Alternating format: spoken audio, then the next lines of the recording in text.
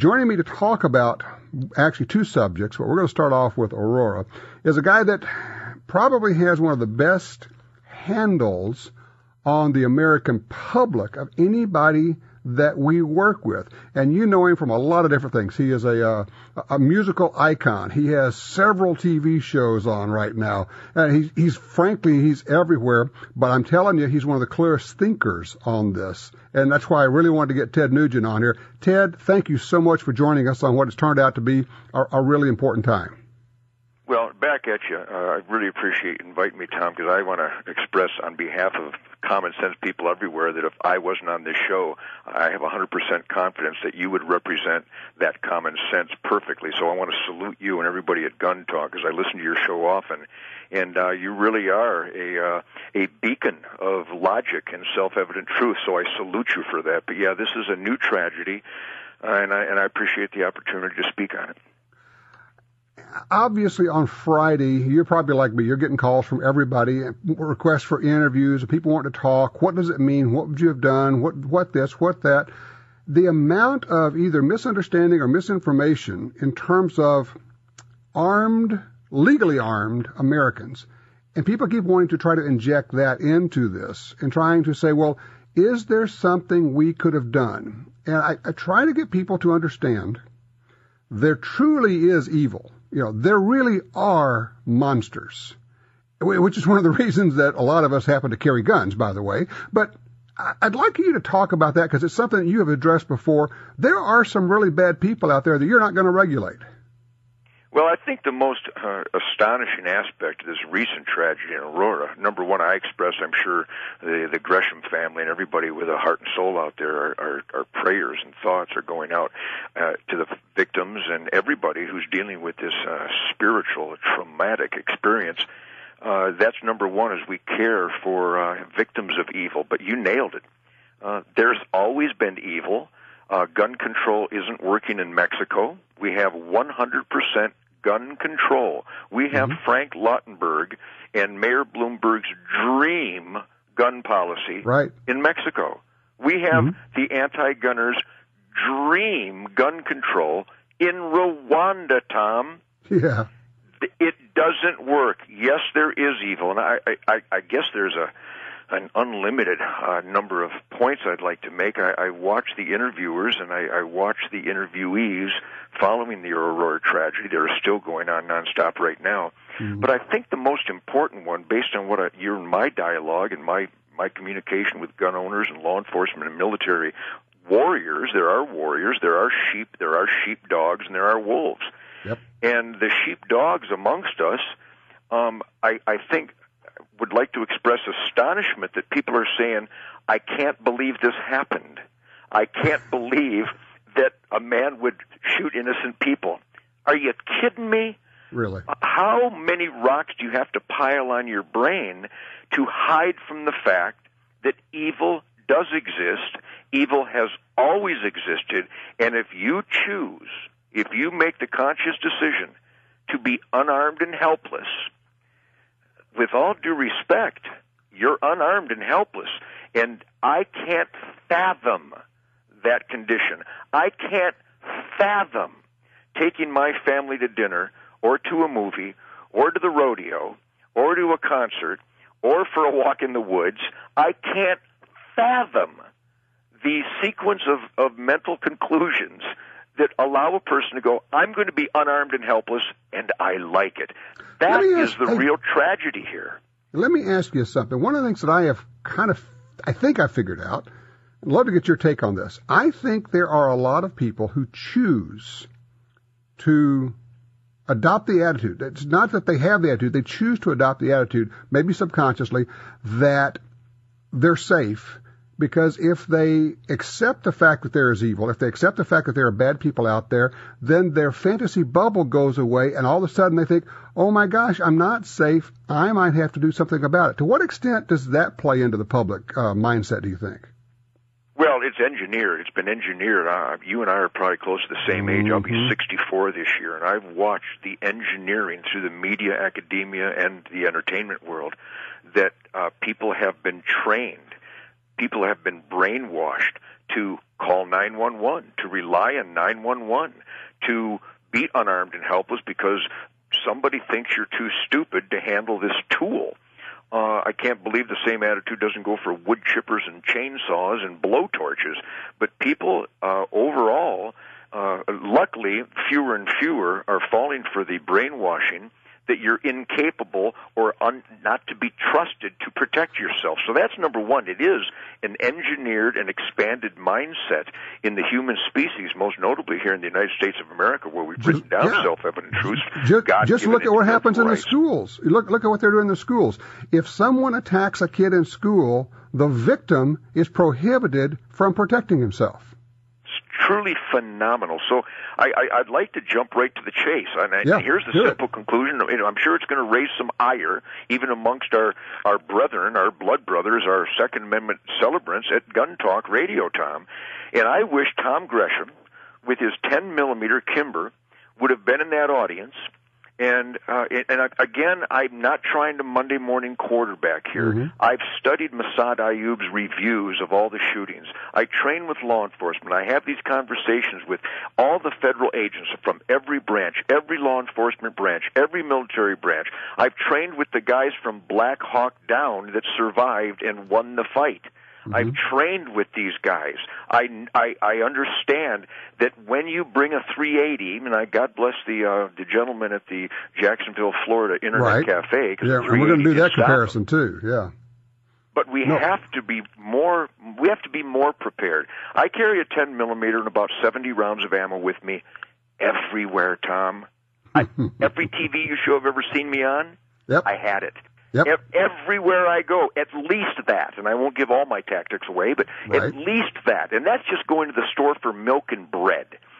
Exactly. Had you been in that audience with the proper firearm, and I think a 10-millimeter is reasonable. I think it's concealable, and the way you train, and you're like I am. You're not a commando in Fallujah right now. You're just somebody who cares and enjoys small discipline.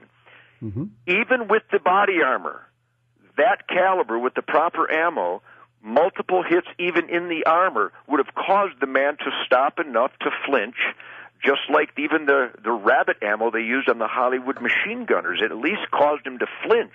While he's flinching with a high capacitor with multiple tactical reloads, you could have got a bullet into his face. I know you could, and you're not a champion shooter. You're not a sniper handgunner, but you could have hit him in the face from 20 yards. Yeah, you know what, Ted? That's something I want to pick up. I got to run to a quick break here, but I think I appreciate you bringing that up because it's something I've been trying to get people to understand what you can do, but and you said it like 14 times. It's perfect. You have to have the training. We're talking with Ted Nugent. This is Gun Talk. Be right back. We're talking with Ted Nugent, and we're obviously talking about these shootings in Aurora, Colorado. And Ted, you're one of the few guys that I know that I can have this conversation with, and you get what I'm talking about. So hang in there while I set this up for you. I'm going to tee it up for you. I've had several people say, just as you've had them say to you, yes, but there were people moving in all directions, and you couldn't have done anything in there, or you don't know what you could have done. There was smoke, and there was this, and there was that. And then they always end up with this. And you may have actually hit an innocent person. And here's my answer to it, and I want to get your take on it. I say, yes, and wouldn't that have been horrible? It would have been horrible if I had hit an innocent person. But, and here's the reality of it. If in the process, and I did that, and it's horrible, and I would have to live with that, or die with that, whatever. But I'm able to stop this guy, instead of at 12 dead, at 8 dead, or 6 dead, or 4 dead. I can intervene and stop him somewhere along the way. And just like you said, even if it's just putting multiple shots on him while I'm advancing, while he is flinching, if I can take him down to the ground, other people can jump on him. And people, it's like when you say, yes, that would have been horrible, but it might have still saved lives, they flinch. There's been many documented cases where trained professionals, the greatest commandos in law enforcement and military, have done just that. I hope that we are all taking note and making a documentation in our own lives that when the perpetrator is not stopped, that multiple deaths and innocent injuries occur. Mm-hmm. some effort, at some point, a warrior has to stand up. And I'm going to digress in a moment, Tom, but think of the reports of the young men, even some of them with the pierced body parts and the Ubangi earrings and the strange haircuts, which I'm not knocking. I'm just identifying that didn't look like a guy with a warrior spirit. But these young men dove in the line of fire to save their loved ones. Yes. So they had that warrior spirit. They had it in them.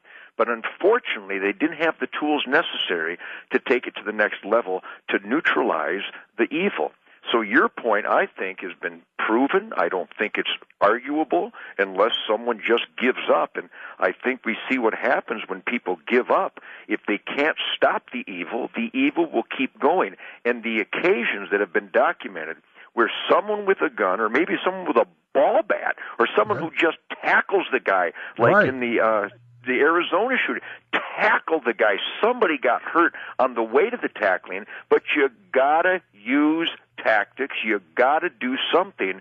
Running for your life isn't always the right answer. Sometimes it is. Yeah. But more and more of us are training. I think what you do on Gun Talk Television, a lot of these gun shows now on the Outdoor Channel and Sportsman's Channel, are waking people up, and there's more tactical training going on. But I would like to take this opportunity to recommend to my fellow gunners out there, kick it up, increase your training, learn how to respond with live fire. Have your friends shoot as you take down specific targets, like you do on your show, Tom. It's not that out of the ordinary. I'd like to see it increase substantially. It's what my sons and I do. My wife Shemaine and I do it. My drummer and I do it, for goodness sake. Number one, it's fun, but it will ultimately save lives. It's interesting you mentioned that, because I've been telling some people. Of course, I'm a pilot, and I'm an instrument-rated pilot, and it's difficult to get your instrument rating. And I've been talking to a bunch of pilot friends, and I said, look, here's the thing. Think of your firearms training like your instrument training. 40 hours for the first class, and 5 to 20 hours a year recurrent training and continual practice. That's what each of us needs to think in terms of, if I'm going to be real at this, I'm really going to have a chance at this, I'm just going to say this flat out. People, your concealed carry class gave you 0 amounts of training. None, nada, zilch, nothing, compared to what Ted and I are talking about here. You got to make a commitment.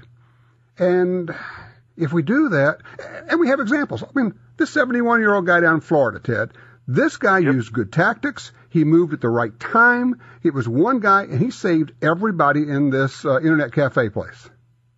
And that happens often. I wish the media would report it more often. I think we've got to report it more often than just in the NRA magazine, Armed Citizen. I think we need to make a big deal out of this. I'm approaching some producers right now to do in the line of duty, and not just professional law enforcement and military, but where citizens use their legally carried handgun. And many times, Tom, it's in the jurisdictions they use it, it's not even legally carried, but they saved lives, which shows how insane gun laws are, because all they do is affect evil. They only retard good guys from being able to stop bad guys. So ultimately, I don't know if you and I could have pulled off the ultimate heroic tactics, but at least we have it at the top of our mind, so we train, and we hope that we could stop evil to save our lives, our families' lives, and innocent lives. And I'd like to see Americans get more engaged in that, because more of this is coming. Times are difficult. The war on terror is increasing. We have a lot of OTMs coming across the border from Mexico that no one is stopping effectively, even though the heroes of Border Patrol and law enforcement are doing God's work down there. We, the citizens, we, the people, have to be more prepared. And we got to, number one, get rid of gun-free zones, because a mass murderer loves gun-free zones. Hey, Ted, I got to get you to get your take on this. I know that Ted Nugent works with law enforcement guys all over the country. I want people to understand that neither you nor I means this as any kind of slam on the police. I mean, they got there with a great reaction time. I mean, it was like 2 minutes, and they're there. But it's like we always say, when seconds count, the police are only minutes away. They can't be there all the time, as good as they are. Absolutely, and that's another indicator. Let's make another point, Tom, that I hope the Second Amendment community spotlights. This guy took 20 minutes killing people. He could have done that with a lever action, with a bolt action. He could have done it, quite honestly, with any type of weapon. It didn't have to be an AR. It didn't have to be a high-capacity magazine. He had the run of the place because no one was prepared to stop him. So let's not get into this high-capacity AR-15 nonsense. The amount of time he took, he could have done more damage had he been trained with a lever-action rifle. You know, and I love where you went with this, and we didn't talk about this ahead of time, but it's exactly where I want to go, is to use this for people to dedicate, or in some cases rededicate themselves to being prepared, getting the training, ongoing practice, and frankly, making a decision. A lot of people say, well, I'm going to run from that. And I get that. Look, if I'm in a convenience store and it's being robbed, I'm going out. I'm not trying to save anybody's money or anything else. But I think you and I and a number of us have kind of come around to it, maybe because of the guys you're talking about that we get to hang around with, the SWAT, the Delta, the SEALs, these guys, and it rubs off and you say, you know what? I am not going to stand there when kids are getting killed or people are getting killed. I'm not going to cower in hopes that he kills someone else instead of killing me. And I don't care if I have to take There's a bunch of you guys out there, Tom. I know these guys. And it's not just law enforcement. It's guitar players and radio and TV hosts like yourself. People who care. You've got to care. And if you truly care, you've got to equip yourself with the proper tools to respond effectively with that care. And that means carrying the proper gun, adequate caliber, adequate amount of ammunition, and have a higher level of awareness, that warrior mindset, and train. And let's get right to the bottom of it. It's not just so you're some tactical commando looking for trouble. I enjoy my training. My sons and I shoot every day. My wife and I shoot every day. Hey, Ted, we are out of time. I just want to thank you again. I really appreciate what you do, my friend. Well, back at you, Tom. Godspeed, and let's pray for the victims, and let's do what we can to keep victims from piling up. Yeah, amen. And that's an individual thing each of us has to do. That's Ted Nugent has just joined us. Thank you so much.